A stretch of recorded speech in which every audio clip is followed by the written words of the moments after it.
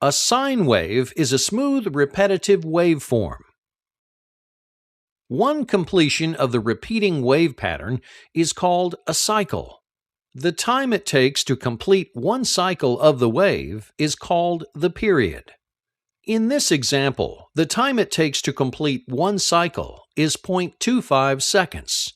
So this waveform has a period of 0.25 seconds. The unit of measurement of wave frequency is called hertz. A hertz is equal to the number of wave cycles occurring in 1 second. For this wave, there are 4 cycles in 1 second. Given that frequency is 1/t, or period, then the frequency is 4 cycles in 1 second, or 4 hertz.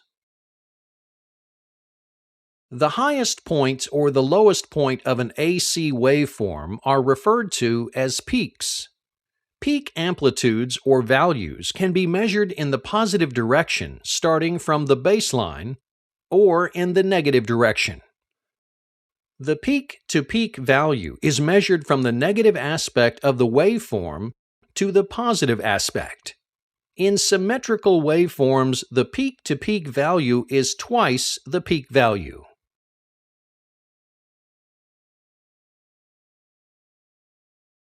AC meters generally do not read in peak values or peak-to-peak values, whether it is voltage or current. AC meters will read in root mean square or RMS values, also referred to as effective values. If the DC is set at 10 volts, this will produce a certain amount of power and heat in the resistor. If you regulate the AC input in the AC circuit until you reach the same amount of power and heat, it will require 14.14 volts peak to be as effective as the 10 volts required in the DC circuit. This is due to the alternating characteristic of an AC wave whereby voltage oscillates between peak-to-peak maximum values. Thus, on average, full voltage is not being continuously delivered to the AC circuit to generate the same power as a DC circuit. Therefore, to compensate, AC circuits need higher voltage input.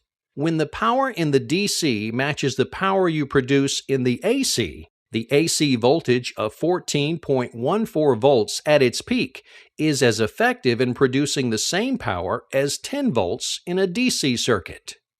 Therefore, we can define the AC peak value as 1.414 times 10 volts or 10 RMS, which equals 14.14 volts.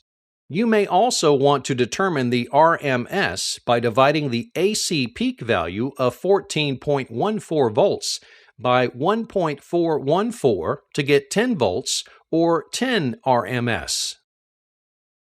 Therefore, an AC voltmeter connected across the resistor in the AC circuit would read 10 volts.